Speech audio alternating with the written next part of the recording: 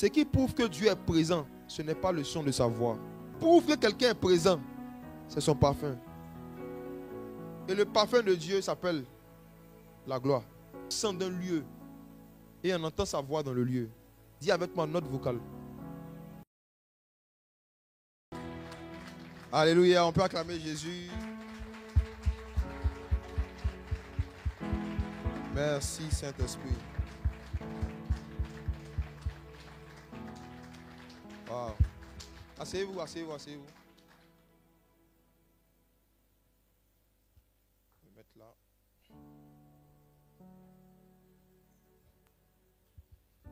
Bonjour à tous et à chacun. J'espère que vous allez bien par la grâce de Dieu. Alors, c'est avec beaucoup de gratitude que ce matin, on se tient ici. Je me rappelle en février dernier, on avait organisé une veillée ici.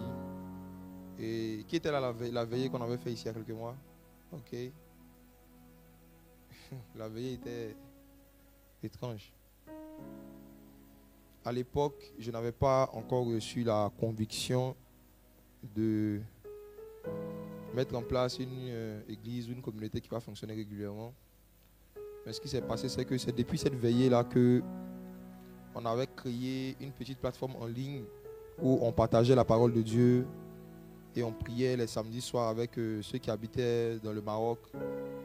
D'autres étaient en Algérie, en Tunisie, qui n'avaient pas forcément une église. Et au fur et à mesure que les mois passaient, au vu de ce que le Seigneur faisait dans la vie des uns et des autres, on s'est dit comme ça, bon, et si on essayait de s'organiser un peu pour ouvrir une communauté qui va se réunir en présentiel, si on passait de la ligne en présentiel. Et par la grâce de Dieu, si cela a pu se faire, c'est grâce à la contribution au concours de plusieurs personnes qui vivent ici. Notamment, tout à l'heure, l'évangéliste Mauril qui est passé. Il y a eu maman Angéline, Sarah, Arthur, tous ceux et celles qui ont contribué vraiment à ce qu'on puisse s'organiser pour commencer cette communauté. Que le Seigneur vous bénisse abondamment. Que le Seigneur multiplie au centuple tout ce que vous avez semé en termes de temps, en termes d'argent, en termes d'énergie, en termes d'amour pour les frères et sœurs. Et que de la même manière que vous êtes souvenus des âmes qui sont ici, que Dieu se souvienne de vous aussi au nom de Jésus. Alors, je salue aussi la présence de plusieurs serviteurs et servantes de Dieu qui sont là, qui sont venus pour nous encourager dans ce faible commencement, dans ce début. Je suis venu de la Côte d'Ivoire, notamment avec deux des anciens de l'église MSA au niveau d'Abidjan. On s'est tenu debout. Avec aussi un frère qui s'appelle Job, qui m'a accompagné. Que le Seigneur vous bénisse. Il y a aussi deux de nos frères qui sont du côté de la Belgique aussi, qui sont venus. Je vois Mathurin, je ne sais pas où est sa femme. Mon frère Mathurin, tu peux te tenir debout. Que le Seigneur te bénisse. Il est venu avec sa femme de la Belgique. On a certains de nos frères et sœurs aussi qui sont venus de la France. Est-ce que vous pouvez vous tenir debout, qu'on reconnaisse votre présence? À Catherine, sa fille Elodie, que le Seigneur vous bénisse aussi. Merci beaucoup. Et tous ceux et celles aussi qui sont venus de d'autres villes en dehors de Casa, que Dieu vous bénisse abondamment. J'ai rencontré tout à l'heure un monsieur que je ne connais pas qui me disait qu'il est venu de... Tu m'as dit qu'il est venu d'où? Pardon? Du Gabon. Que le Seigneur vous bénisse. Bon, on n'aura pas peut-être le temps de faire l'inventaire de tous ceux et celles qui se sont déplacés de loin. Mais que le Seigneur vous bénisse abondamment en tout cas. Vous savez, quand j'ai commencé à venir ici pour évangéliser l'année dernière, s'il y a une chose que je voyais constamment et régulièrement, c'était un feu qui était allumé au milieu de la cour d'une université en fait, une université marocaine. Et je voyais des jeunes sortis des classes, des salles de classe, et qui venaient autour de ce feu-là. Et c'est pourquoi j'ai donné le nom The Voice of Fire, la voix du feu. Parce que la Bible dit que Moïse avait une vie ordinaire, mais il a vu un feu qui brûlait. Et c'est ce feu-là qui l'a attiré en fait. Et quand Moïse est venu, il y a une voix qui est sortie de ce feu et qui a commencé à lui parler. Et je suis convaincu par la grâce de Dieu que vous êtes les prémices d'un feu que le Seigneur va allumer ici à Casablanca et qui va consumer les jeunes des universités ici au Maroc. Je suis convaincu de cela. Je prie que ce feu brille et qu'il ne s'éteigne pas au nom de Jésus. Alors, par la grâce de Dieu, la personne que le Saint-Esprit a choisie, on peut avoir l'impression que c'est moi qui l'ai choisi, mais le Saint-Esprit a choisi pour être le pasteur principal de cette communauté. Je ne sais pas si le Maroc aurait pu avoir meilleur berger, bien meilleur conducteur, parce qu'il est à la fois prophète, il est musicien, en même temps il était banquier, en même temps c'est un homme d'affaires. C'est-à-dire que partout où il y a Dieu, où on peut gagner les âmes, partout où on peut gagner l'argent, il est fort dedans. Et je bénis le Seigneur pour la vie du prophète Samuel Canon. On va acclamer le Seigneur pour sa vie. Merci beaucoup. Pour ceux qui ont l'habitude de suivre mes vidéos, vous m'avez déjà vu sûrement, déjà prophétiser avec lui souvent au niveau de la Côte d'Ivoire. Il est très très sérieux et très profond dans l'exercice du service prophétique. Et je sais que vous serez bénis par ça ici au nom de Jésus. Les musulmans doivent voir le prophétique. Je vous dis la vérité. Les musulmans doivent voir des choses surnaturelles pour qu'ils comprennent que Jésus et puis Mahomet, ils ne sont pas camarades. Oui. Si il n'y a pas dans l'église des choses qu'il n'y a pas à la mosquée, l'église est une mosquée. Si on prie un Dieu qui ne nous parle pas, on prie un Dieu qui ne fait pas des miracles, on prie un Jésus islamique. Et par la grâce de Dieu, le Jésus que nous avons reçu, le Jésus que nous prêchons, et le Jésus qui va commencer à se manifester ici. Waouh! Il est mort, il a été enseveli, il est ressuscité. Et jusqu'à aujourd'hui, les mêmes choses qu'il faisait hier, il les fait encore. Et il va le faire pour toi. Il va le faire pour toi ici au nom de Jésus. Il va le faire pour toi. Ce Jésus a une passion pour les âmes. Il a une passion pour les âmes. Et c'est le thème de ce matin. La passion que Jésus a pour les âmes. On sera deux à parler de ce sujet. Je vais commencer. Ensuite, je vais passer la parole au prophète Samuel Canon. Je vais vous inviter à prendre avec moi Romains chapitre 5, versets 7 à 8. Si quelqu'un peut m'aider à... Quelqu'un peut prendre le micro pour m'aider. Romains chapitre 5, versets 7 à 8. Je lis dans la version 8 secondes. À peine mourrait-on pour un juste. Quelqu'un peut-être mourrait-il pour un homme de bien. Mais Dieu prouve son amour envers nous en ce que, lorsque nous étions encore des pécheurs, Christ est mort pour nous. À peine mourrait-on pour un juste. Quelqu'un peut-être va accepter de mourir pour quelqu'un de bien, nous dit l'apôtre Paul. Il dit Dieu, qui fait toujours des choses supérieures à ce que les hommes font, a prouvé son amour envers nous, en ce que lorsque nous étions encore pécheurs, Christ est mort pour nous. La passion de Jésus pour les âmes. Cette passion-là a commencé à se manifester lorsque nous étions encore pécheurs. Lorsqu'on parle des âmes, on fait allusion à ceux qui sont en Christ, à ceux qui ne sont pas encore en Christ. Vous savez, Dieu n'est pas le genre de personne qui aime sans donner des preuves. Qui ici a une relation avec Dieu et à qui Dieu dit « Je t'aime » chaque nuit avant de dormir? À qui Dieu dit « Je t'aime » chaque nuit? Moi, je ne vis pas ça. Moi, ce n'est pas mon cas. Si c'est ton cas, il faut lever la main. Ok. On n'est pas nombreux à vivre ça, n'est-ce pas? Moi, Dieu n'a pas l'habitude de me dire « Je t'aime ». Il y en a peut-être qui ont cette grâce-là. Dieu le dit ça souvent. Moi, il ne me dit pas ça souvent. Il ne me dit ça presque jamais. Si tu me demandes la dernière fois, tu as entendu le Saint-Esprit te dire « Je t'aime », je ne sais pas c'est quand. Ça fait des années. Dieu ne me dit pas qu'il m'aime avec des mots, mais il me prouve qu'il m'aime. Il n'y a pas un jour où il ne me prouve pas son amour. Dieu a plus l'habitude de faire que de dire. Il a plus l'habitude de faire des choses que de dire des choses. C'est pourquoi quand vous allez lire Actes chapitre 1, à partir du verset 1, Luc dit qu'il a mis par écrit les choses que Jésus a commencé à faire et enseigner. Il a cité le mot faire avant enseigner. Pour dire que Dieu est plus dans les faits que dans les mots. Dans le domaine de l'amour, il faut qu'on s'habitue nous-mêmes à plus aimer donner des preuves aux gens, qu'on les aime. Car juste citer des je t'aime. Nous tous ici, les adultes, on a tous connu dans nos vies, au moins une fois, quelqu'un qui nous disait régulièrement je t'aime. Mais qui un jour nous a fichu une de ces trahisons que même Satan ne nous a jamais fait. N'est-ce pas? On a tous été déjà en couple, dans une relation amoureuse, au moins une fois. Et pas des adultes, ceux qui ont plus de 21 ans. Les enfants, que Dieu vous bénisse. Je parle aux adultes. On a tous au moins une fois été en relation amoureuse avec quelqu'un qui nous a dit, qui nous disait je t'aime matin, midi, soir. Mais un jour, one day, la personne nous a fait un truc. On s'est demandé si on était en couple avec le diable ou avec qui. L'homme a l'habitude de dire qu'il aime. Dieu a l'habitude de prouver qu'il aime. Dieu est dans l'épreuve. Et il a prouvé son amour envers nous.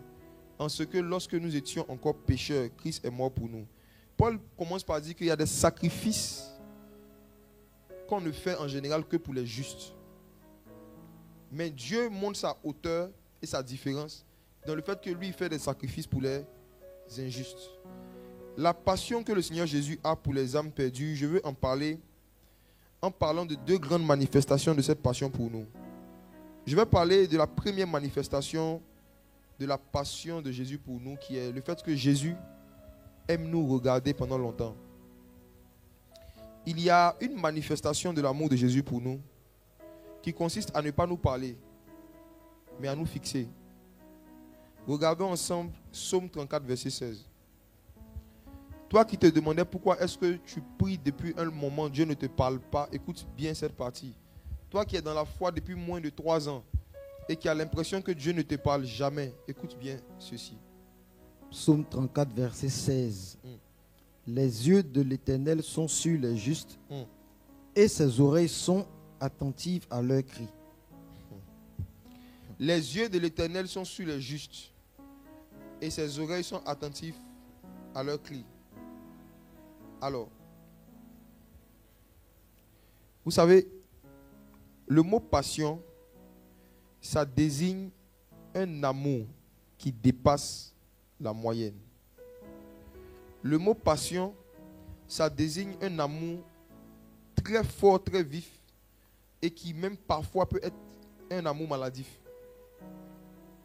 Le mot passion, ça désigne une chose pour laquelle on est prêt à sacrifier et à perdre tout ce qu'on a, pourvu qu'on puisse avoir cette chose.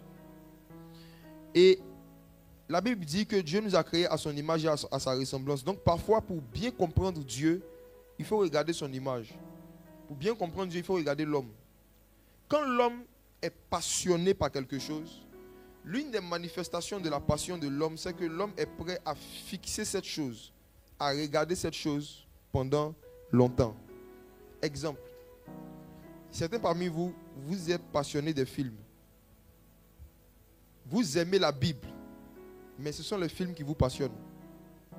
Vous aimez la Bible, vous aimez Dieu, mais c'est Netflix qui est votre passion. Conséquence, vous êtes capable de regarder pendant 1 heure, pendant longtemps, un film, mais vous n'êtes pas capable de lire la Bible pendant 1 heure. Si je demandais ici, qui a lu la Bible pendant au moins 1 heure cette semaine, on n'aura pas beaucoup de mains levées. Il y en a qui ont essayé, qui se sont évanouis. Il y a certains qui ont essayé, qui ont commencé à lire et qui sont tombés dans le coma. Vous allez remarquer que lorsque vous voulez faire une longue lecture de la Bible, il y a un sommeil surnaturel qui va venir sur vous. Mais lorsque vous voulez regarder un long film, vous n'allez jamais dormir, même à 23 heures. Dis avec moi la passion. La passion. La passion coupe le sommeil. S'il t'arrive de t'endormir souvent en lisant la Bible, c'est parce que tu n'es pas encore passionné de Dieu. Ta Bible ne te passionne pas encore. La passion enlève le sommeil. Voici pourquoi, en général, quand tu commences à tomber amoureux de quelqu'un, quand tu rentres dans une relation amoureuse dans les débuts, même si tu as parlé avec la personne jusqu'à minuit, 1 heure du matin, en général, tu n'as pas sommeil. Et parfois, tu es tellement pressé de reparler à la personne que tu te réveilles très tôt et ton premier réflexe, c'est encore de prendre ton téléphone, lui envoyer un message. Dis avec moi la passion. Ce que nous arrivons à regarder pendant longtemps, ce que nous arrivons à fixer pendant longtemps, sans nous ennuyer et sans nous évanouir, sans nous endormir, est la chose qui nous passionne. pose-toi la question ce matin, c'est quoi ta passion? Est-ce que tu es passionné de Jésus? Est-ce que tu es passionné de la Bible? Est-ce que tu es passionné de la prière? Je me rappelle lorsque j'étais enfant, ma passion c'était les jeux vidéo. Je vous dis la vérité, on pouvait se réveiller à 7 h du matin, parfois 6 h. On commence à jouer jusqu'à midi. À midi, c'est l'heure de la nourriture. On nous oblige à manger. Les parents nous menacent. Allez manger, sinon on va éteindre. On mange à peine. Quand on finit, on peut se mettre dessus encore de 13 h jusqu'au soir. Qui a déjà été un peu comme ça, les garçons? Donc vous connaissez la passion dont je parle. La passion de Pro Evolution Soccer ou bien de FIFA. On peut rester devant les écrans de jeu toute la matinée, toute la journée. Faire des petites pauses de 30 minutes ou d'1 heure. Et la nuit encore. On peut veiller encore devant les écrans. La passion. Mais imagine-toi le temps que tu consacrais à jouer aux jeux vidéo. Imagine-toi que tu décides de faire la même chose mais avec ta Bible. Imagine-toi que tu décides de jouer à la Bible. Imagine-toi le même temps que tu consacrais à jouer au football ou à d'autres jeux vidéo. Tu décides de prendre le même temps pour faire une étude biblique. Tu ne t'imagines pas le type de chrétien ou le type d'homme spirituel, le type de phénomène spirituel que tu peux devenir. Ce qu'on devient dépend de ce qu'on regarde pendant longtemps. Je dis que ce qu'on devient dépend de ce qu'on regarde pendant longtemps. C'est ce que tu regardes pendant longtemps qui détermine qui tu seras dans le temps. Voici pourquoi Satan se bat pour nous habituer à regarder des choses inutiles, surtout à travers les réseaux sociaux. Satan se bat pour nous habituer à prendre notre temps libre et à ne regarder que des choses qui ne font que nous divertir, mais qui ne peuvent pas nous instruire. La passion. Dans le verset qu'on vient de lire, la Bible dit que les yeux de l'Éternel sont sur les justes. En d'autres termes, Jésus, l'Éternel, est passionné par les justes. Dieu peut passer toute une journée à te regarder. Dieu peut passer toute une semaine à te regarder. Dieu peut passer tout un mois à te regarder. Ses yeux sont sur toi. Il n'y a aucune partie de notre corps que Dieu ne connaît pas. Pourquoi? Parce qu'il a pris l'habitude de nous regarder pendant longtemps.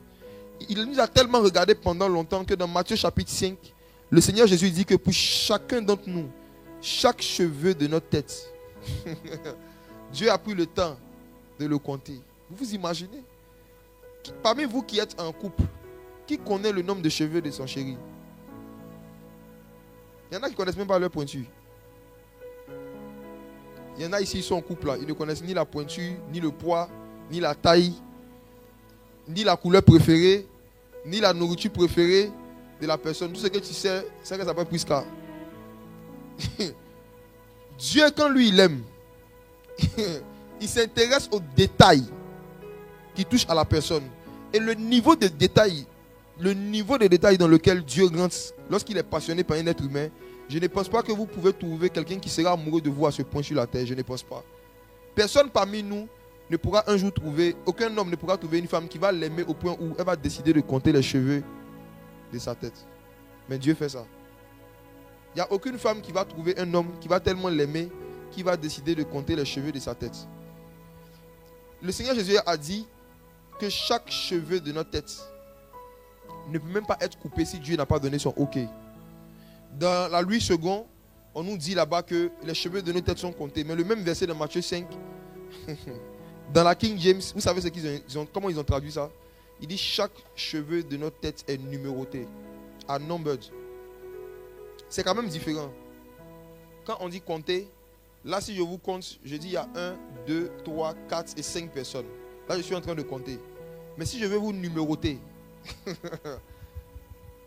elle c'est numéro 1, numéro 2, numéro 5, numéro 6. Pourquoi est-ce qu'on numérote? On numérote pour qu'au cas où il y a une absence ou il y a un retrait, on le sache. Dieu est tellement attentionné pour les choses qui nous concernent qu'il a décidé de numéroter les cheveux de nos têtes. Et s'il se réveille un matin, qu'il regarde et qu'il voit que le cheveu numéro 95 n'est pas là, alors qu'il n'a pas été informé, Dieu commence à chercher qui a touché à ma fille. La passion de Jésus pour les âmes. La passion de Jésus pour les âmes.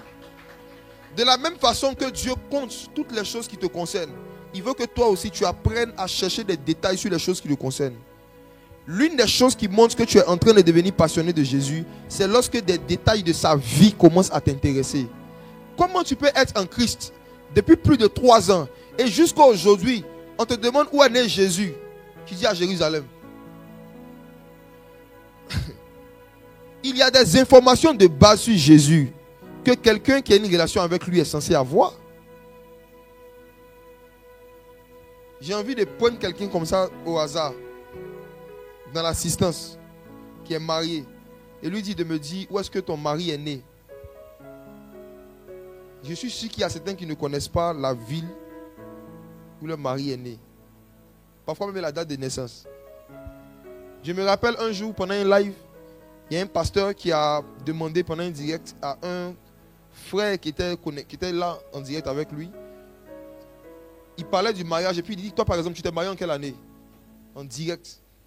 Le frère il a dit 2000. Il a donné un chiffre comme ça. Le pasteur a dit quel mois, quel jour? Il a tué le frère. Il a oublié. C'est qui c'est qu'il est marié? Quel mois, quel jour? Le frère ne se souvient plus. Et regardez comment est-ce que beaucoup de chrétiens, c'est comme ça, ils sont en relation avec Jésus. Il est né où? Ils ne savent pas. Jésus a grandi où après sa naissance? Quel est le premier endroit où il a commencé son ministère? Ce que toi tu sais, c'est qu'il chassait les démons, il guérissait les malades. Il a fait ça où? Ce n'est pas ton problème. Tu n'es pas encore passionné. Les passionnés cherchent les détails. Les passionnés s'intéressent aux détails de la personne qui fait l'objet de leur passion. Il y a certains parmi nous ici, il y a certaines femmes ici, elles sont passionnées de perruques et de mèches. Elles peuvent te donner un cours, une masterclass sur les différentes qualités de mèches, de perruques. Les choses à mettre et les choses à ne pas mettre. C'est ça la passion. Il y a des gens qui ont regardé des films, qui étaient tellement passionnés par les films, qui connaissent le nom de tous les acteurs. Il y a des gens qui ont joué au football, ils étaient tellement passionnés, ils connaissaient le nom de tous les joueurs, même des remplaçants. Il y a des gens qui connaissent le nom des remplaçants des équipes de football, vous vous en rendez compte? Il y en a qui connaissent les numéros des maillots. Vous voyez la passion, où la passion nous emmène? Ne vous séduisez pas vous-même. Si les détails de Jésus ne vous intéressent pas, vous n'êtes pas passionné par Jésus. Que personne ne vous séduise. Je prie pour toi ce matin, qu'après ce culte aujourd'hui, une nouvelle passion pour Jésus commence dans ton cœur. Je prie pour toi ce matin que dorénavant, lorsque tu ouvres ta Bible, lorsque tu ouvres les évangiles, tu vas chercher des détails sur Jésus-Christ. C'est Jésus qui t'a sauvé et qui t'a aimé avec détail. Je prie que toi aussi tu commences à l'aimer en t'intéressant aux détails de sa vie. Amen. Pourquoi est-ce que Dieu, parfois, nous le prions pendant longtemps, nous parlons, nous pleurons, nous nous prosternons. Il y en a même qui essaient de mouvoir Dieu, qui changent de voix volontairement, qui prennent une voix mélancolique et qui expliquent leurs problèmes à Dieu avec une voix suave, dans l'intention que ce dernier ait le cœur vivement touché et qu'il apparaisse dans leur chambre. Mais malgré toutes leurs tentatives, ils ont l'impression qu'ils parlent seuls parce que Dieu ne bouge pas. L'une des expériences les plus frustrantes dans l'intimité avec Dieu, c'est le fait de parler à Dieu pendant longtemps et de ne recevoir aucune réponse, aucun signe même de réponse de sa part. C'est l'une des expériences les plus frustrantes de l'intimité avec Dieu. Mais ça ne frustre que ceux qui ne connaissent pas pourquoi Dieu se comporte ainsi. Tant que vous n'allez pas savoir interpréter le silence de Dieu, la parole de Dieu va vous blesser. Je rembobine. Tant que vous ne savez pas interpréter le silence de Dieu, la parole de Dieu va vous blesser. La parole de Dieu va vous blesser. Pourquoi? Parce que lorsque vous allez lire que Dieu est en train de parler à Moïse, vous allez vous énerver. Quand vous allez voir comment Dieu parlait à David, ça va vous frustrer. Quand vous allez voir comment est-ce qu'on dit Jésus parlait à Paul, il y aura une blessure à l'intérieur de vous.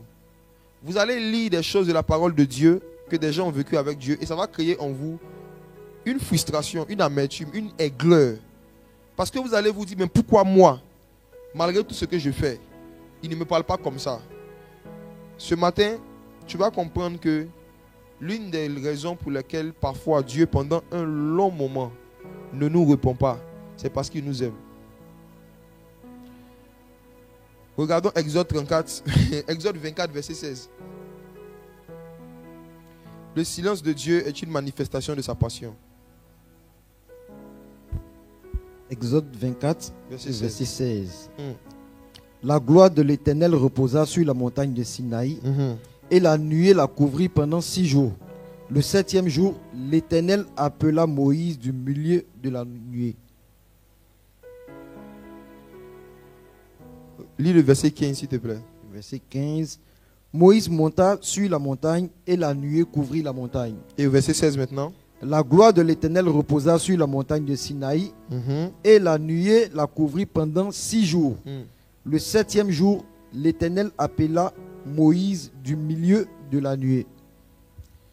Bien-aimé, voici une expérience que Moïse a vécue et que vous devez vous habituer à vivre quand vous cherchez Dieu.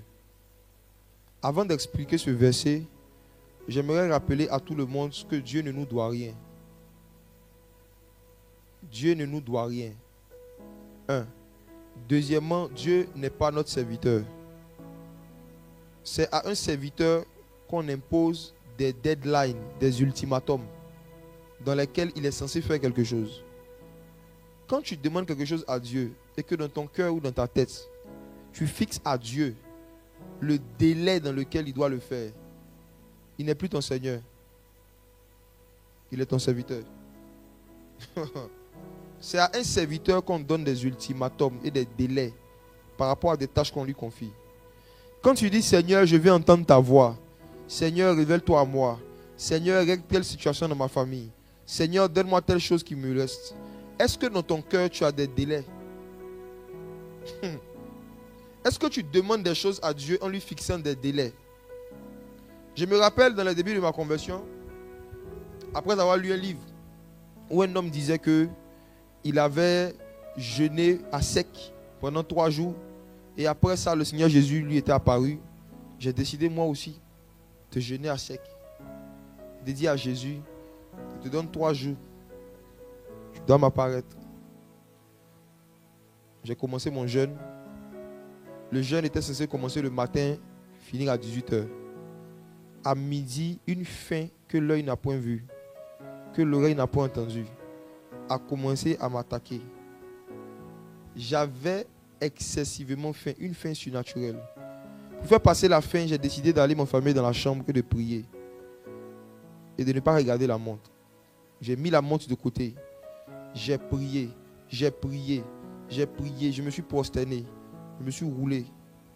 Je me suis levé. J'ai fait toutes les positions de prière auxquelles tu peux penser. Et j'ai fait ça de tout mon cœur, avec toutes les forces qui me restaient avant la coupure du jeûne. Et quand j'ai fini, j'ai regardé ma montre, il était 12h30. Qui a déjà vécu ça? En toute sincérité. Tu jeûnes et tu décides de prier longtemps pour que l'heure de la coupure arrive vite. Mais après avoir prié longtemps, tu as l'impression que le temps n'est pas passé. Qui a déjà vécu ça? Voilà. Si tu n'as pas encore vécu, c'est que tu es nouveau dans la foi. Bonne arrivée. Tu auras le temps de faire tes expériences. J'ai décidé donc de dormir, de faire la sieste pour que le temps passe. Je me suis couché, j'ai invoqué le sommeil. Le sommeil ne venait pas. J'ai fait tout ce que je pouvais faire pour m'endormir. Je ne me suis pas endormi. Et puis à un moment, je me suis endormi. Et quand je me suis réveillé, j'ai eu l'impression d'avoir dormi pendant longtemps. Quand j'ai regardé l'heure, il était 14h.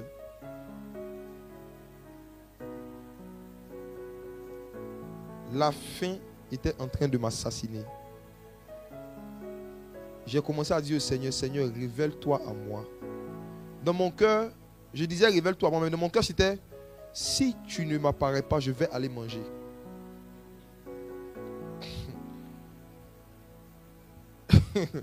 Le cœur qui m'animait c'était, Seigneur Jésus, je t'aime bien, mais je te donne jusqu'à 17h. Si à 17h je ne t'ai pas vu ici, je mange. À 16h, je suis allé manger. Et j'ai dit, je vais répondre le lendemain. Le lendemain, la même expérience m'est arrivée. Je n'ai pas pu aller jusqu'à 18h. Le lendemain, finalement, j'ai laissé, j'ai dit au Seigneur, le jour que tu veux me parler, tu me parles. Et à plusieurs reprises, parfois je suis allé en retraite. Je suis allé faire des choses. Et en donnant à Dieu des ultimatums, je me disais que comme Dieu a vu que je ne mange pas, que mon ventre est vide, il va me parler mieux. il va me parler audiblement. J'aimerais dire à quelqu'un ici qui jeûne dans l'intention d'influencer Dieu pour que Dieu se révèle à toi, que ce n'est pas la plénitude ou le vide de ton ventre qui touche Dieu. Quand ton ventre est plein, ça ne touche pas Dieu. Quand ton ventre est vide, ça ne touche pas Dieu. Dieu n'est pas touché par le ventre de l'homme, il est touché par le cœur de l'homme. Ce n'est pas ce qu'il y a dans ton ventre qui détermine comment Dieu va se révéler à toi, c'est ce qu'il y a dans ton cœur. Et quand dans ton cœur, tu ne vois pas Dieu comme un Seigneur souverain qui a la souveraineté de fixer des délais et les temps dans lesquels il va se révéler à toi, tout ce que tu vas faire d'avance, c'est n'importe quoi. Tu vas perdre ton temps. Je vous donne un conseil dans toute votre marche avec le Saint-Esprit. Chaque fois que vous voulez vivre quelque chose avec Dieu, armez-vous de patience. Dieu est souverain. Il va faire les choses bonnes en son temps, pas en ton temps. Et son temps est parfois plus long que ton temps. C'est le cas de Moïse. Maintenant, je commente le verset. Moïse monte sur une montagne dans le but d'être visité par Dieu. Et la Bible dit que lorsque Moïse arrive sur la montagne, pendant 6 jours, Dieu ne lui parle pas.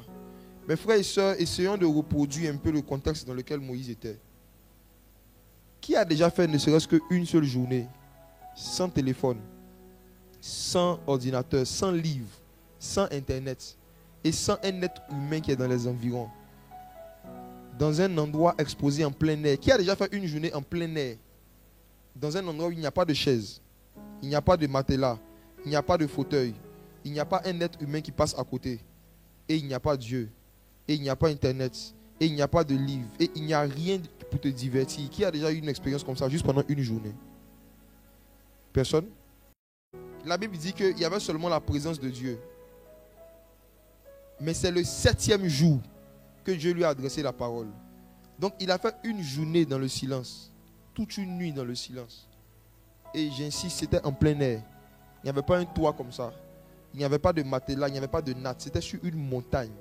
Si tu n'es jamais allé sur une montagne, il y a beaucoup de montagnes au Maroc. Un jour, prends ce verset, va à Marrakech.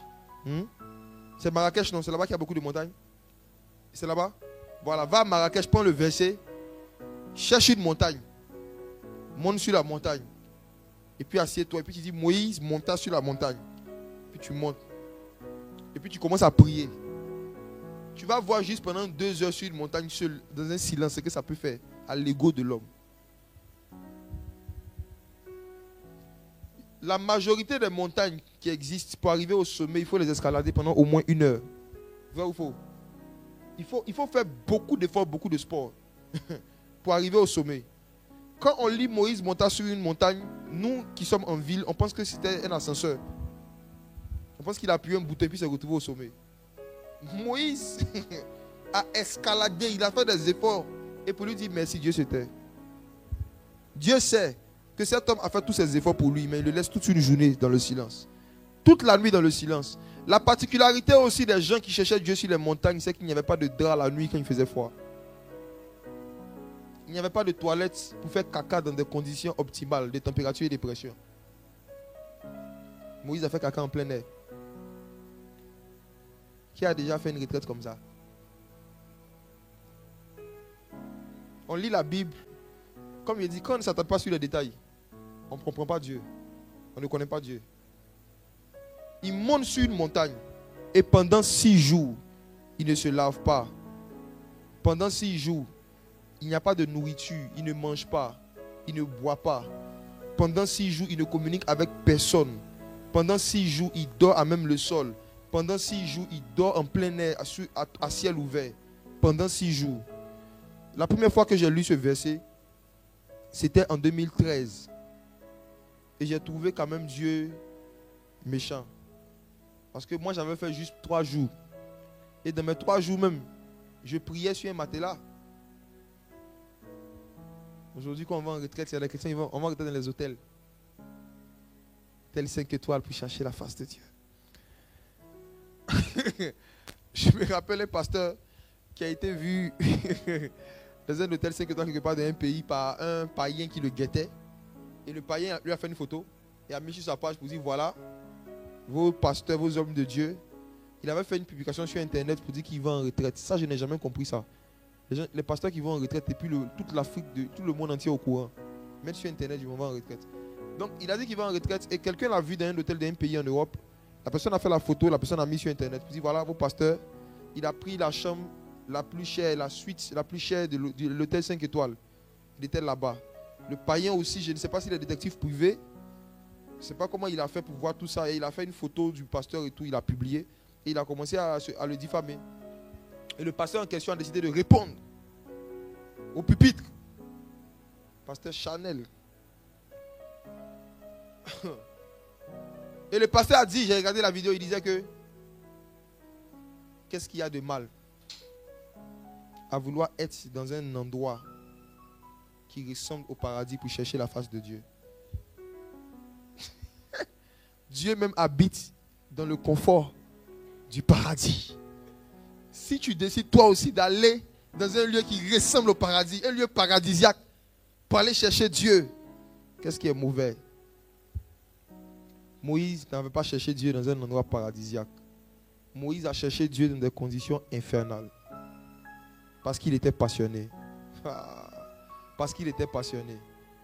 Lorsque tu es passionné de quelqu'un, l'endroit où la personne vit ne peut jamais être un obstacle à venir manifester ton amour là.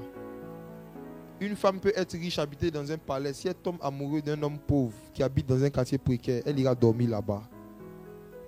La passion nous pousse à fermer les yeux sur les commodités. Et la passion nous pousse à nous attarder sur la personne qu'on aime. Peu importe l'atmosphère, l'environnement dans lequel la personne se trouve. Quand j'ai lu ce verset et que j'ai eu cette frustration de mais pourquoi est-ce que Dieu laisse Moïse comme ça pendant tous ces jours-là, dehors, il laisse dehors, il dort dehors, il ne lui parle pas. Un jour, notre pasteur a dit qu'il convoquait, il demandait 3 jours de jeûne, le pasteur César Lebailly, à toute la jeunesse de l'église. On devait jeûner jeudi, vendredi et samedi. Et le samedi en question, on devait venir à l'église pour prier avec eux, pour qu'ils prient pour nous.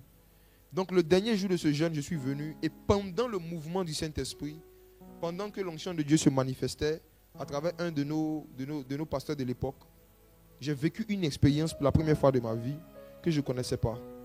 Plusieurs parmi vous, vous avez déjà vécu cela. D'autres, vous allez vivre ça ici dans cette église. L'expérience, c'est quoi? C'est que pendant qu'on était en train de prier, au fur et à mesure que l'intensité de l'onction, de la présence de Dieu montait dans la salle, j'ai eu une forte envie de dormir. Au début, je me disais que c'était le sommeil parce que j'avais faim, c'était le jeûne. Donc j'ai décidé de me lever. Malgré que j'étais debout, le même sommeil me prenait. Je sentais une forte envie de dormir. En fait, mes forces physiques me quittaient de plus en plus. Je me sentais faible. Donc j'avais décidé de me prosterner, me mettre à genoux. Je me sentais de plus en plus faible. J'avais décidé donc de m'allonger. Et quand je me suis allongé, je suis tombé dans une forme de sommeil. Je me suis endormi. Je ne connaissais pas ça à l'époque. Aujourd'hui, je connais cette manifestation du Saint-Esprit. La Bible appelle une extase. C'est une extase. Une extase, c'est un sommeil qui ne vient pas de la fatigue, mais qui vient du Saint-Esprit. C'est un sommeil que tu n'as pas prévu, mais que Dieu a prévu.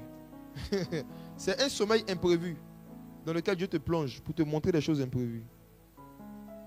Et dans ce sommeil, j'entends une voix qui me dit: est-ce que tu sais pourquoi est-ce que je ne parlais pas à Moïse, que je ne lui disais rien lorsqu'il est monté sur la montagne pendant les 6 jours? Et il dit: je ne lui parlais pas parce que je le regardais.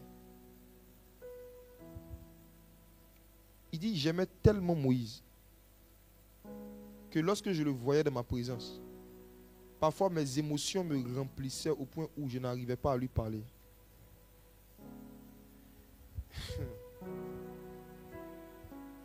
Et celui qui me parlait, le Seigneur, a commencé à me rappeler une expérience que j'ai eue quand j'étais adolescent. Où il y avait une fille, j'étais tellement amoureux d'elle. La première fois où elle est venue devant moi-même pour me dire qu'elle a des sentiments pour moi, je n'ai pas pu lui parler.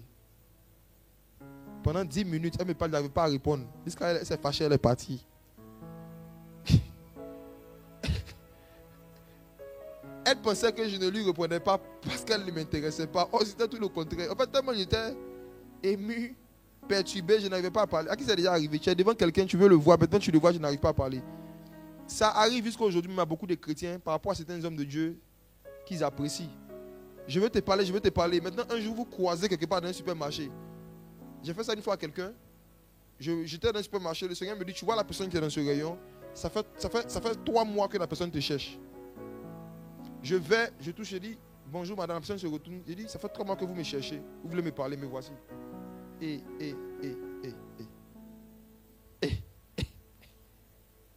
La femme me regarde, je dis, madame, c'est vrai ou c'est vrai? Je dis, oui, c'est vrai. Il dit, mais parlez-moi, dit, j'ai oublié ce que vous l'avez dit.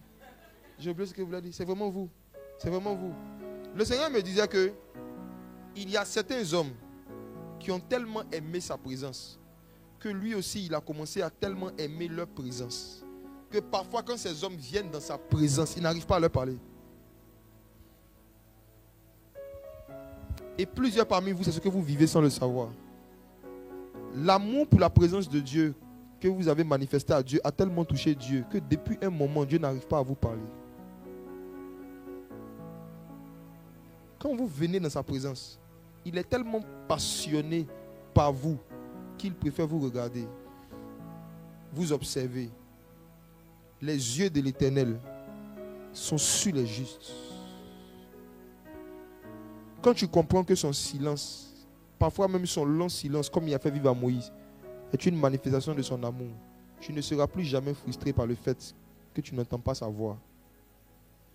Il y a une chose que Dieu peut ne pas faire, il peut ne pas te parler, mais il y a une chose que Dieu ne fait jamais. Il ne te laisse pas sans sa présence, sans sa gloire. La Bible dit que pendant ces 6 jours, la gloire de l'Éternel était sur la nuée. Et si tu veux être honnête avec toi, tu vas voir que lorsque tu prends un temps pour aller prier, pour aller lire ta Bible, malgré que tu n'entends pas une voix audible, tu ressens quelque chose. Malgré que tu n'entends pas une voix audible, il y a quand même une paix tangible qui est là. Malgré que tu n'entends pas une voix audible, parfois il y a une joie tangible qui est là. Malgré que tu n'entends pas une voix audible, parfois il y a une assurance tangible qui est là. C'est la gloire de l'Éternel. C'est la gloire de l'Éternel. Ce qui prouve que Dieu est présent, ce n'est pas le son de sa voix. La voix de Dieu n'est pas la preuve de sa présence. Dieu peut être absent d'un lieu et on entend sa voix dans le lieu. Dis avec moi note vocale. Dis avec moi note vocale. Le système de notes vocales, ce ne sont pas les hommes qui l'ont inventé, c'est le Saint-Esprit. Dieu peut envoyer sa voix sans se déplacer. Toi, tu peux être ici et faire entendre ta voix à quelqu'un qui est aux États-Unis. Quelqu'un va entendre ta voix dans la pièce. La personne va se dire que tu es là, or tu n'es pas là. Plusieurs parmi les témoignages que vous entendez, des gens qui disent « Dieu m'a parlé audiblement ». Parfois, c'est parce que Dieu n'était pas là.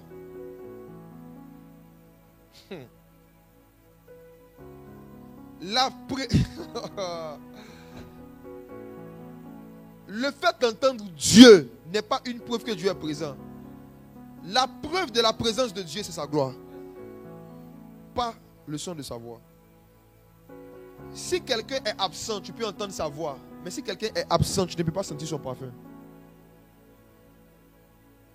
Ce qui prouve que quelqu'un est présent, c'est son parfum. Et le parfum de Dieu s'appelle la gloire. Wow. Est-ce que tu peux sentir ce parfum ce matin? Ce que tu ressens actuellement, c'est ça qui prouve que Dieu est là.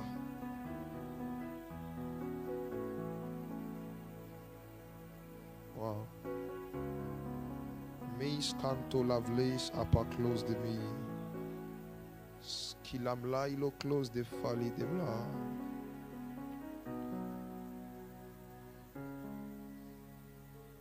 La Bible dit, tous sont péchés et sont privés de la gloire. Le péché ne nous prive pas de la voix de Dieu.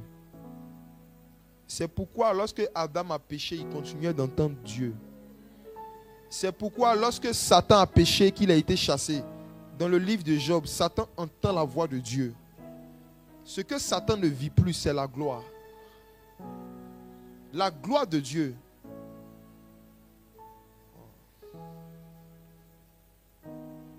Ce n'est pas ce que Dieu dit. La gloire de Dieu, c'est ce qu'il fait pour toi. Le fait que dans ta famille, il y a beaucoup de gens qui sont morts avant l'âge de 50 ans. Beaucoup de gens ont eu le diabète. Beaucoup de gens sont morts d'accident. Et toi, tu es encore en vie. C'est la preuve que la gloire de Dieu est dans ta vie. Malgré les maladies que tu as eues, malgré les problèmes que tu as eus, tu es encore vivant. C'est la preuve qu'il y a une gloire qui te garde.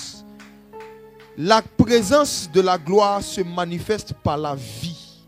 Lorsque la gloire est présente sur quelqu'un, les sorciers peuvent essayer des choses. Ils lui feront la guerre, mais ils ne le vaincront pas. Lorsque la gloire de Dieu est présente dans la vie de quelqu'un, la personne peut tomber malade 7 fois et 7 fois elle se relèvera. Lorsque la gloire de Dieu est dans la vie de quelqu'un, tu peux avoir un boulot, perdre ton boulot, mais tu ne meurs pas de faim. Lorsque la gloire de Dieu est présente dans la vie d'une femme, un homme peut la trahir, un homme peut la laisser, mais elle ne fait pas un AVC.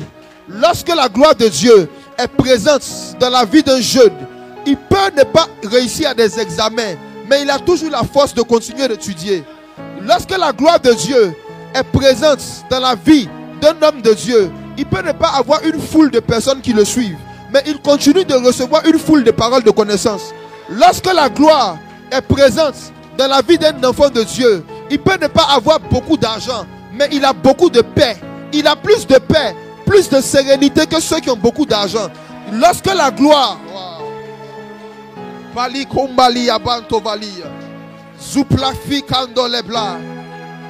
Ne cherche pas un son de sa voix, cherche sa gloire. Ne cherche pas des visions et des expériences, cherche la gloire de Dieu. Cherche la gloire, cherche la gloire. La gloire donne la paix, la gloire donne la joie, la gloire donne la santé, la gloire donne la sérénité dans la vie. La gloire. La gloire. Satan entend la voix de Dieu jusqu'à aujourd'hui. Mais Satan ne peut pas être joyeux. Satan a perdu la faculté d'être en joie. Voici pourquoi il est toujours en colère. Satan entend Dieu, mais Satan ne peut plus ressembler à Dieu. Voici pourquoi il est toujours sale, impur. Les démons sont appelés les esprits impurs, les esprits méchants. Pourquoi? Parce que lorsqu'ils ont péché, ils n'ont pas été privés de leurs dons spirituels. Ils sont puissants, mais ils ne peuvent pas être saints. Ils ont été privés des vertus de Dieu. La présence de la gloire, ce qui montre que la gloire de Dieu est dans ta vie, c'est la paix, la sainteté, la joie, la sérénité que tu arrives à avoir au milieu des problèmes. Jésus était dans une barque avec ses disciples. Ses disciples étaient dans une barque. Et arrivé un moment, la Bible dit que la tempête a commencé, la mer a commencé à se soulever. Ils ont eu deux réactions différentes. Jésus dormait pendant la tempête. Et ses disciples, eux, ils ont paniqué. Et ils avaient l'impression qu'ils allaient mourir. Vous savez pourquoi? Ils étaient dans le même lieu, mais ils n'étaient pas dans la même atmosphère. Les disciples étaient dans une barque. Jésus était dans la gloire. Ils étaient dans le même lieu, mais pas dans la même atmosphère. Jésus était dans la gloire. Voici pourquoi il pouvait dormir au milieu des problèmes. Son sommeil devenait encore plus profond quand les problèmes devenaient encore plus grands. Imaginez-vous qu'ici était un bateau et que l'eau commence à rentrer ici dans ce bateau. Et supposons que moi je me couche par terre. Lorsque l'eau va commencer à rentrer, entre toi qui es assis et moi qui suis couché, qui sera le plus mouillé? Entre celui qui est assis et celui qui est couché, qui est le plus mouillé? Dans la barque, les apôtres étaient debout. Jésus était couché. Donc Jésus était plus mouillé qu'eux, mais malgré ça, il ne se réveillait pas. Lorsque l'eau a commencé à remplir la barque, Jésus a été le premier qui a été mouillé. Mais même l'eau ne l'a pas fait sortir de son sommeil. Le niveau de paix, le niveau de sérénité que Jésus avait au milieu des problèmes faisait que aucun problème ne pouvait le réveiller. C'est seulement ses disciples qui l'ont réveillé. La seule personne qui pouvait le pousser à se réveiller, ce n'était pas la tempête, ni la mer, ni les problèmes. C'était Pierre. Comprenez ceci. Lorsque beaucoup de problèmes vous environnent, beaucoup de souffrances vont venir dans vos vies, vos problèmes ne peuvent pas pousser Dieu à agir. Vos problèmes ne peuvent pas réveiller Dieu. La seule personne qui peut pousser Dieu à agir, c'est vous. Pas les problèmes. Vos urgences ne sont pas les urgences de Dieu. Ce qui vous effraie n'effraie pas Dieu. Ce qui vous blesse ne blesse pas toujours Dieu. Jésus dormait mouillé. La Bible dit que ce sont ses disciples qui lui ont dit, Maître, ne vois-tu pas que nous périssons?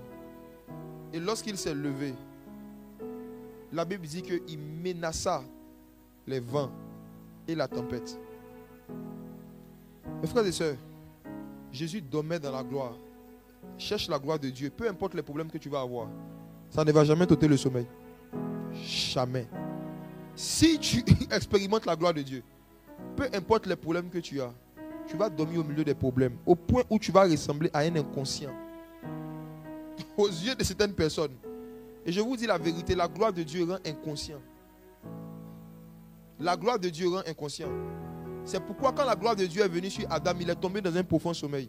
La gloire de Dieu rend inconscient. Ça va te rendre inconscient. En fait, les problèmes ne vont pas disparaître, mais l'effet que les problèmes sont censés te faire, ça ne te fera pas cet effet. La gloire de Dieu est un gilet pare-balles. On tire sur toi, mais tu ne sens rien. Ce n'est pas qu'on ne t'attaque pas, mais ça ne t'affecte pas. La gloire de Dieu va te rendre insensible aux injures et aux diffamations des gens. Moi, par la grâce de Dieu, je suis arrivé à un niveau, je ne sais pas c'est quelle injure ou c'est quelle critique que quelqu'un va me faire. Et puis ça va me faire mal. C'est difficile de me faire mal avec les injures. C'est difficile de blesser un mouton qui est déjà mort. C'est difficile. Dieu a dit à Moïse, personne ne peut voir ma gloire et vivre. Ça veut dire que lorsqu'on rencontre la gloire de Dieu, il y a quelque chose qui meurt en nous. Et quelqu'un qui est mort, il n'a pas peur d'être tué. La peur que tu as de perdre ton mariage est la preuve que tu n'as pas encore connu la gloire. Les morts n'ont pas peur. La peur que tu as de perdre ton travail, la peur que tu as d'être abandonné par les hommes, est la preuve que tu dois encore chercher la gloire de Dieu. La gloire de Dieu fait que tu n'as peur de perdre rien, ni personne à part Dieu. Oh. La gloire fait que tu n'as peur de perdre rien, ni personne à part Dieu. Ce sont les hommes et les femmes qui ont touché à la gloire de Dieu, qui n'ont pas peur de prendre souvent tout ce qu'ils ont pour déposer dans un panier d'offrande. Parce qu'un mort n'a pas besoin d'argent pour continuer à rester au cimetière. En fait, la gloire de Dieu va créer dans ton cœur un certain niveau de détachement par rapport au matériel. Et tu comprendras que même si ce matériel est absent, je vais continuer à vivre. Même si ce montant n'est plus sur mon compte, je ne vais pas mourir. Parce que maman n'est pas la source de ma vie. Ma vie, c'est Christ. Christ est ma vie et la mort est un gain. Donc nous sommes dans un royaume où chaque fois que Dieu veut donner un gain à quelqu'un, il lui demande de lui donner une mort. Les gens vous font des chantages émotionnels de vous quitter. Les gens vous font des chantages émotionnels de vous chasser, de vous bloquer, de se séparer de vous parce que vous ne savez pas qui vous êtes. Vous êtes mort avec Christ. Et vous avez été ressuscité avec lui. Il vous a fait asseoir avec lui dans les lieux célestes.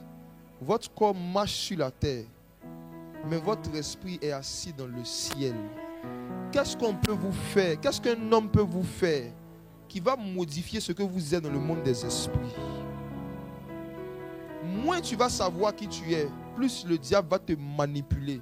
Plus les gens qui sont méchants vont te manipuler émotionnellement. Et pendant que je suis en train de parler, je peux voir par Jésus-Christ. Il y a une femme qui est dans une relation amoureuse ici avec quelqu'un. Il ne fait que te menacer. Quand vous avez des malentendus, il ne fait que te menacer de rompre la relation, Et quand il le fait, c'est vrai que dans la conversation, tu fais la bouche. Oui, si tu veux, c'est ton problème. On va se laisser. Mais dans ton cœur, tu as peur que cette relation s'arrête. Voici ce que dit le Saint-Esprit. Tant que tu as peur de perdre l'amour qu'un homme, qu'un être humain a envers toi, tu vas perdre ton amour pour Dieu. Le Seigneur Jésus a dit, celui qui aime son père, sa mère, son frère plus que moi, n'est pas digne de moi. Ne laisse jamais un être humain te faire un chantage émotionnel de te laisser. Tu n'es pas une esclave, tu es la fille du grand roi. Tu n'es pas une esclave, tu es une princesse. Tu n'es pas une esclave, tu es une princesse.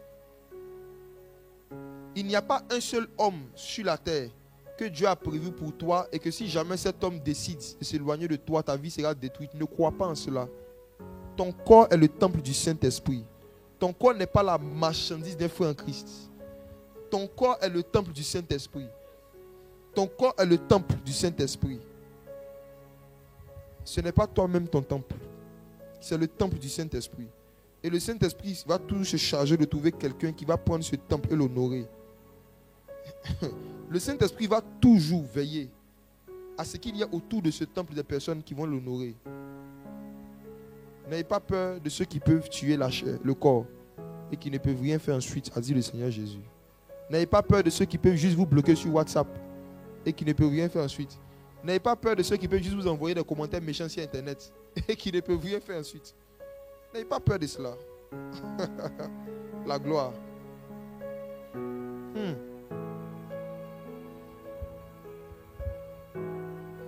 La deuxième grande manifestation de la passion du Seigneur Jésus envers nous, après le fait qu'il aime nous regarder pendant longtemps sans forcément nous parler, parce qu'il est en train de regarder les détails qui nous concernent, il nous contemple. Il y a la patience de Dieu envers nous, la patience de Jésus. La patience, c'est la faculté d'attendre la réception d'une chose sans se mettre en colère. Jésus est tellement patient envers nous que lorsqu'on se convertit à lui, il s'attend à ce qu'il y ait certaines œuvres de la chair, certains mauvais caractères qu'on abandonne. Mais lorsque même on n'arrive pas encore à abandonner ces choses, Jésus n'est pas en colère contre nous. Jésus a une grande patience envers ses enfants, surtout envers les nouveaux convertis. Regardez ensemble Romains chapitre 2, versets 3 à 4. Romains chapitre 2, versets 3 à 4. Et penses-tu, ô homme, qui juge ceux qui commettent de telles choses et qui les fait, que tu échapperas au jugement de Dieu? Ou méprises-tu les richesses de sa bonté, de sa patience et de sa longanimité, ne reconnaissant pas que la bonté de Dieu te pousse à la repentance? Ne reconnaissant pas que la bonté de Dieu te pousse à la repentance. Vous savez, il y a une expérience que peut-être vous avez déjà vécue, vous allez forcément la vivre. Si vous êtes en Christ, vous allez demander pardon à Dieu pour certaines choses. Vous allez prendre la décision de changer. Et vous allez vous retrouver parfois, parmi les choses en question, il y a certaines que vous allez vous retrouver parfois en train de refaire. Lorsque ça va arriver, il y a deux réactions que vous pouvez avoir. Soit vous pouvez avoir l'impression que Dieu est déçu de vous, qu'il est découragé de vous, et que vraiment il se demande qu'est-ce qu'il va faire de vous. Qui a déjà eu ce sentiment-là, après avoir fait quelque chose qu'il ne devait pas faire? Que Dieu était déçu de toi. Voilà.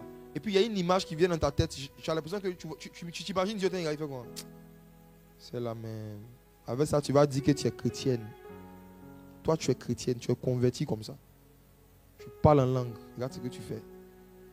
Cette voix et cette image, ça vient de Satan. C'est le diable. Chaque fois que tu vois dans ton cœur un Dieu qui est déçu de toi, c'est un diable.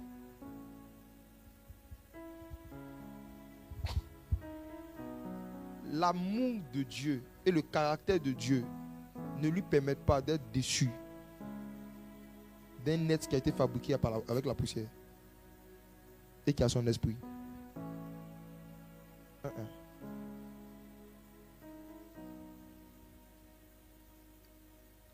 Quand tu pêches, c'est toi-même qui es déçu de toi. Et le diable utilise ta propre déception pour te faire croire que c'est la déception de Dieu. Quand tu recommences les mêmes péchés, c'est toi-même qui va te décourager, c'est toi-même qui va te décevoir. Mais Dieu est assis sur son trône. Et en lui, il n'y a ni ombre, ni variation. Ce qu'il ressent pour nous ne diminue pas quand on fait des mauvaises choses. Et ça n'augmente pas quand on fait de bonnes choses. L'amour de Dieu est une variable constante. L'amour de Dieu ne grandit pas et ne diminue pas. Vous voyez, souvent, on a des graphismes. Quand on met des audios sur les radios, là, on voit que quand tu parles fort, ça devient plus fort. Comme les notes vocales sur WhatsApp. Il y en a qui pensent que c'est comme ça que l'amour de Dieu est. Quand tu pries fort, l'amour de Dieu grandit. Quand tu ne pries pas vite, ça baisse. C'est Satan qui vous manipule. Et Satan vous met dans une relation émotionnelle avec Dieu où vous avez l'impression que vous priez un Dieu qui est un enfant, que vous pouvez manipuler avec vos bonnes œuvres. Quand vous lui donnez des jouets, il est content. Et quand vous lui refusez les jouets, il pleure. Vous pensez que quand vous jeûnez, quand vous priez, Dieu se lève sur son trône, il acclame. Et le jour où vous ne jeûnez pas, Dieu assis dit vraiment, celle-là, elle est charnelle. Le témoignage et l'amour que Dieu rend de toi dans le monde des esprits ne change pas en fonction de tes œuvres. Dieu est constant dans ce qu'il pense, dans ce qu'il ressent pour nous. Ce qui se passe, c'est quoi? C'est qu'il a un caractère qu'on appelle la patience. La bonté. Sa bonté doit nous pousser à la repentance et non à la culpabilité. Lorsque nous commettons des choses que nous ne devons pas faire et qu'on reconnaît qu'on a mal agi, on ne doit pas penser à la colère de Dieu, mais à la bonté de Dieu. Et cette bonté doit nous pousser à la repentance.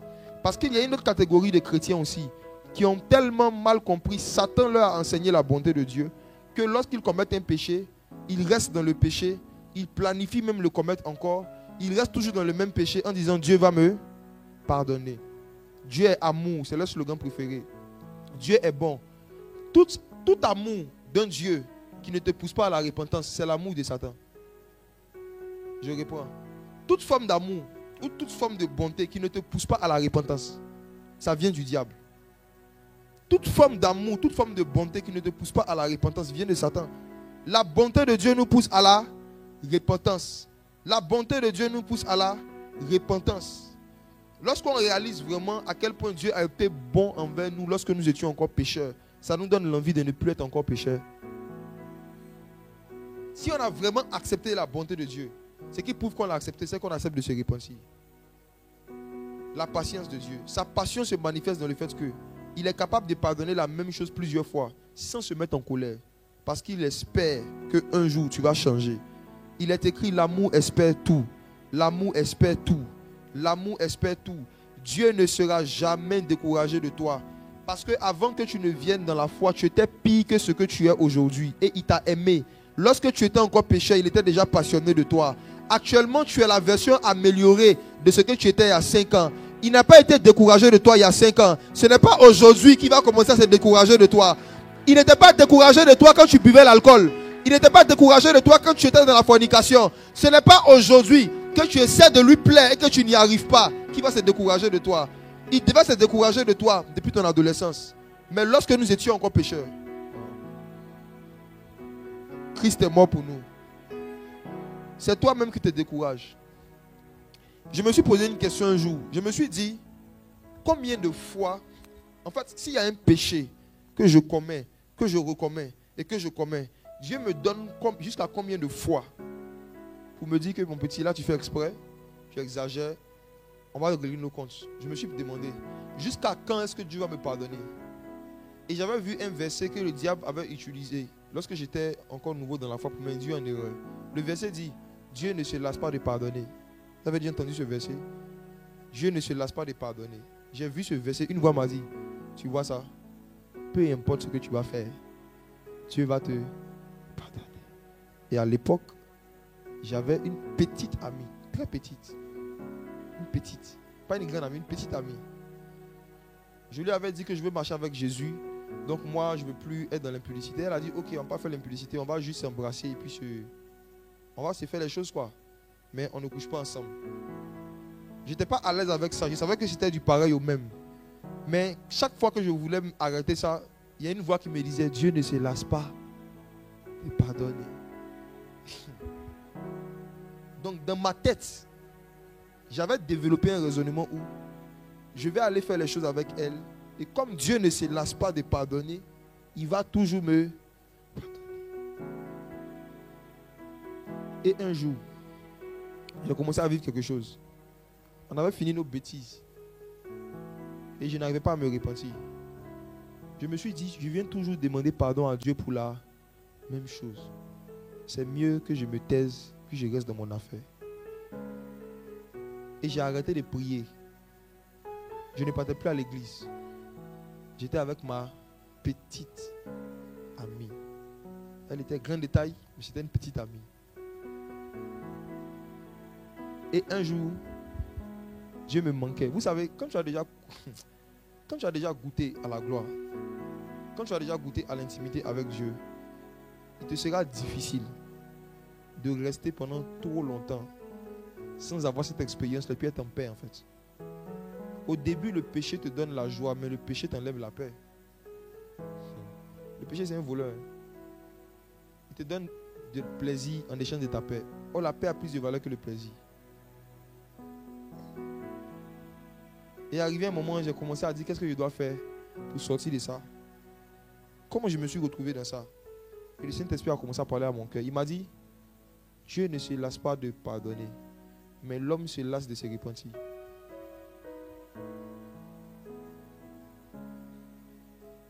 Dieu aura toujours la force de te pardonner, mais toi, tu n'auras pas toujours la force de lui demander pardon.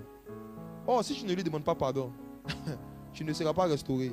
Or, si tu ne lui demandes pas pardon, tu ne seras pas sauvé.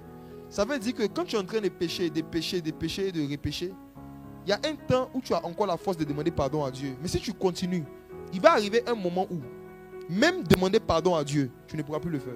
C'est en ce moment que ta mort va commencer. C'est pourquoi tant que tu as la force de te repentir, répands-toi. Peu importe la gravité de ce que tu as fait, si tu as tué un enfant, si c'est toi qui as fait sauter le président du Gabon, je ne sais pas, peu importe la gravité de ce que tu as fait, tu as fumé la drogue, tu as eu des enfants dehors, peu importe la gravité de ce que tu as fait, si tu as la force de demander pardon à Dieu, Dieu aura toujours la force de t'aimer.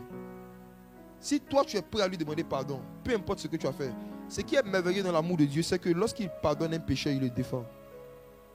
Il te pardonne et il te défend. Il te pardonne et il dit gare à la personne qui va vouloir la condamner ou bien l'accuser pour ce qu'elle a fait.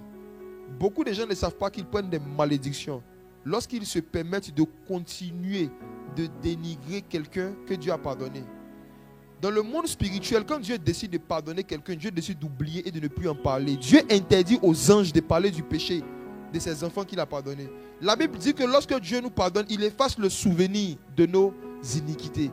Donc il décide lui-même volontairement de ne même pas se souvenir de ce qu'on a fait. Au point où quand tu viens devant Dieu et puis tu dis Seigneur, je te dis merci de m'avoir pardonné cet avortement en 2009. Dieu dit je ne sais pas de quoi tu parles. La Bible dit qu'il efface le souvenir de nos péchés. Ça veut dire que à chaque fois qu'on se répand,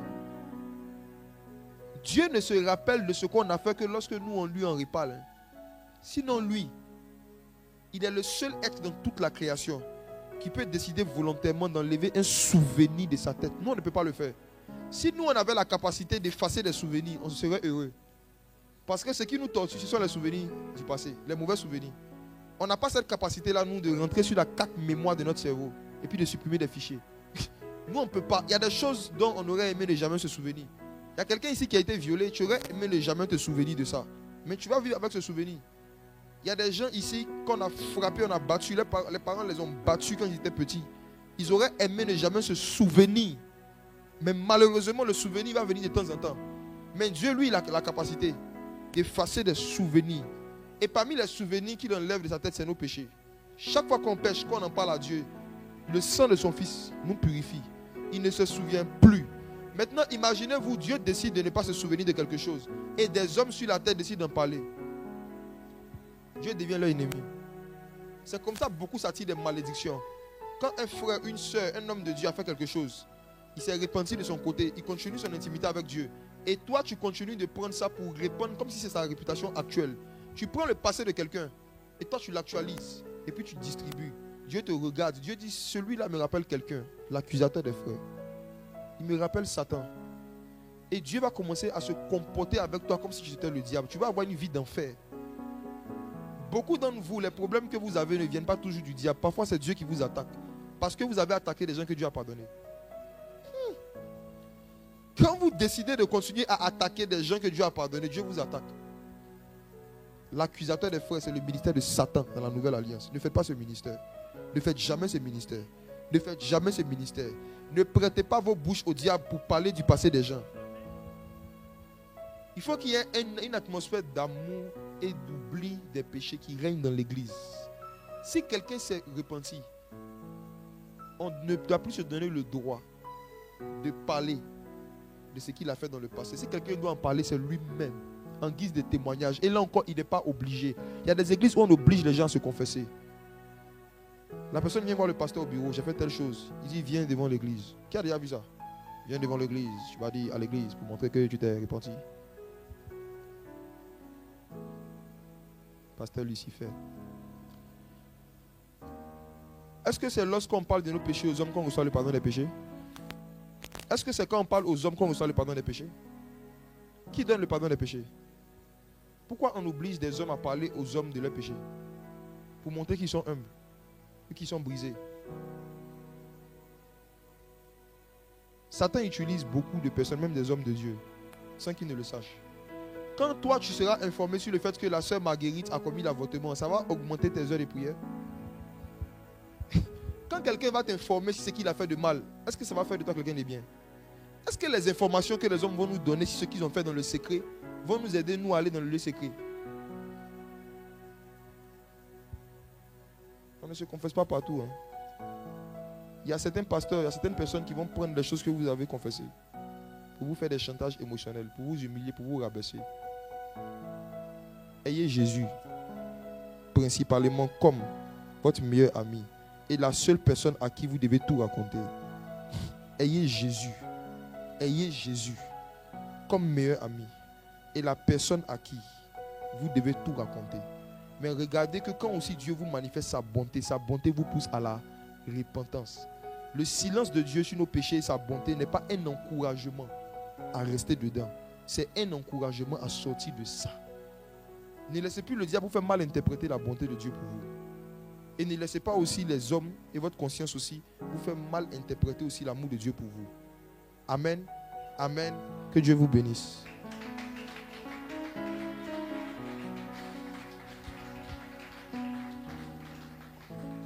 Avant de passer à la deuxième prédication, je veux lancer un appel. Moi, je vais prier, pas pour ceux qui veulent donner leur vie à Jésus, on va le faire à la fin. À la fin, s'il y a des personnes ici qui veulent donner leur vie à Jésus, on va le faire. Mais je veux prier pour ceux qui sentent qu'ils ont abandonné la main de Jésus. Le Seigneur Jésus a dit que lorsque un homme a 100 brebis, qu'il y a une qui s'égare, il laisse les 99. Il va chercher la seule brebis qui s'est égarée.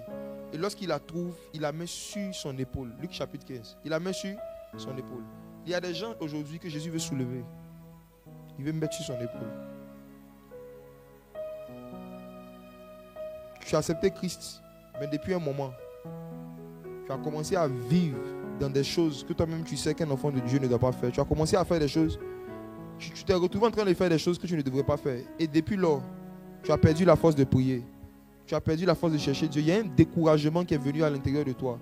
Tu n'as plus la force de revenir à Dieu et de recommencer la vie chrétienne comme avant. Si c'est ton cas, lève-toi. Je veux prier pour toi. Jésus veut te mettre sur son épaule.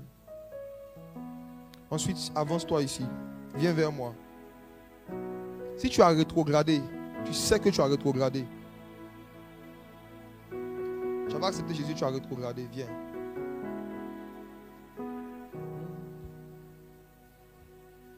Que serait mon histoire si on m'enlevait Jésus? Oh. Que serait mon histoire si on m'enlevait Jésus?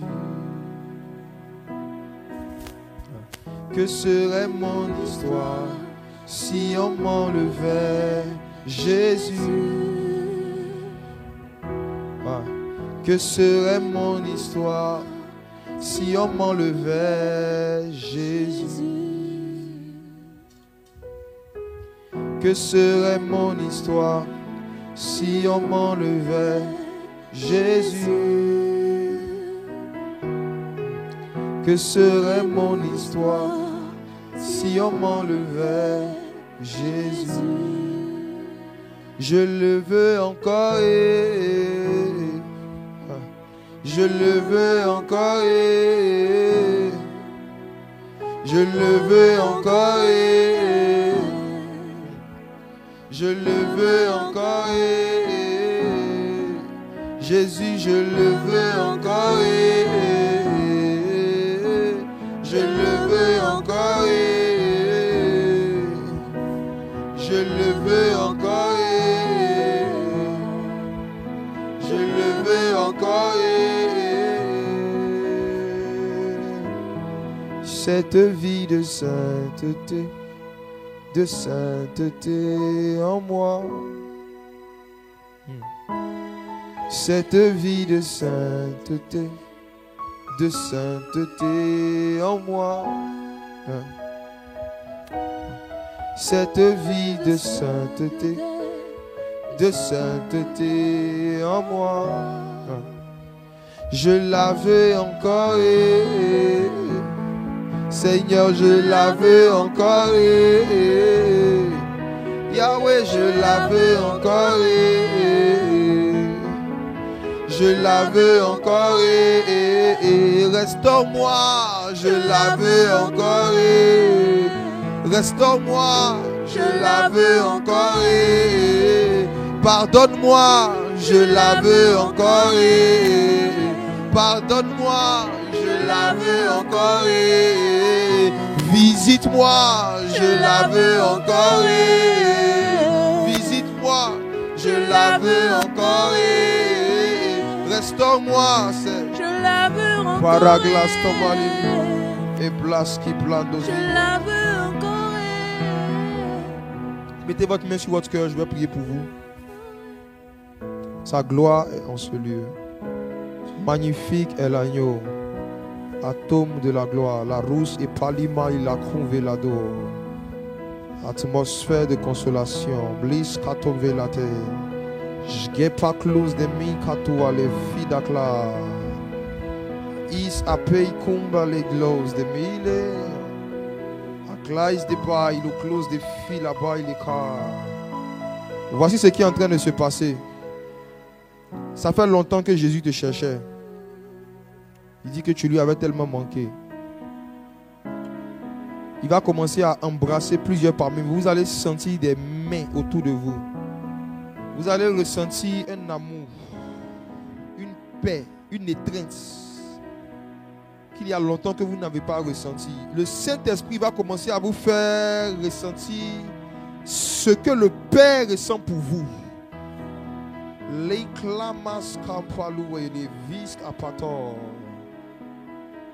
La gloire de l'amour, la clise de Pali, ces dons spirituels qui s'étaient étouffés en toi, qui étaient éteints en toi, regarde. Il les ranime ce matin. Pali a mis la clause de Philia. Pendant que tu viens dans sa présence, il te rappelle ces premières nuits que vous aviez passées ensemble. Il te rappelle ces soirées que tu passais à l'adorer. Il te rappelle ces temps de prière dans ta chambre à genoux, où tu lui disais, Jésus, jusqu'à ma mort, c'est toi que je veux. Il se rappelle de cette alliance que vous avez tissée ensemble, dans le secret de ta chambre, dans le secret de ton cœur. Et il te dit, je ne t'abandonnerai jamais. Même si une mère abandonne son enfant, moi l'Éternel, jamais. Je ne t'ai pas abandonné, c'est toi qui m'avais abandonné. Mais moi je t'attendais au même endroit où tu m'as laissé. Je suis content de te retrouver. Je te donne un cœur nouveau. J'enlève ce cœur de pierre. Je le transforme en chair. Il y a un démon qui s'était agrippé au corps de quelqu'un parmi vous. Pendant ce temps où tu es retourné dans le monde, il y a un esprit de maladie qu'on t'a lancé pour te donner des douleurs au niveau du dos. Je vois un démon qui est agrippé sur le dos d'une femme. Pendant que tu reviens dans sa présence, ces maladies et ces douleurs que tu avais commencé à avoir, depuis que tu étais sorti de cette communion avec Dieu, regarde, sa puissance te visite. Sa gloire te libère. Ce mari de nuit qui avait commencé à te visiter dans tes rêves. Waouh! Ce démon de mari de nuit qui s'était emparé de tes rêves, qui avait commencé à te faire voir des images et des choses que tu ne voulais pas voir. Regarde, Jésus te délivre. Ces Égyptiens que tu voyais, tu ne les verras plus jamais. Plakindo flabeladia. Il y a 3 personnes parmi vous qui avaient un don de prophétie qui s'était éteint lorsque vous avez perdu votre vie de prière. Pendant que je suis en train de parler, Dieu des esprits des prophètes, aidez-moi, aidez-moi, aidez-moi, aidez-moi, aidez-moi. Pantula, Kiabalus. Dieu des esprits des prophètes, Dieu des esprits des prophètes, le Dieu des esprits des prophètes est en train de se déployer dans ce lieu. Pendant que je parle, je vois quelqu'un assis même qui n'est pas devant. Je vois un nègre qui est en train de partir se poser sur l'épaule de quelqu'un qui est assis, qui est en train de me regarder. Il y a un manteau prophétique, waouh, qui est en train de se déverser dans la salle. Je vois des manteaux qui se transforment en oiseaux. Je vois des habits qui au départ sont des habits, mais qui prennent la forme des aigles et qui sont en train de se promener dans toute la salle, dans toute la salle, dans toute la salle, dans toute la salle, dans toute la salle, dans toute la salle. Dieu des esprits des prophètes, Dieu des esprits des prophètes, Dieu des esprits des prophètes. Maclous de Paclous de Faliyabam Tolegla. Tout l'honneur. Pakume la va il opli. Soupladeos Capiladia. La gloire. Randalascope. Sous la qui la pas combiladou. Shke patou aléa. Dieu a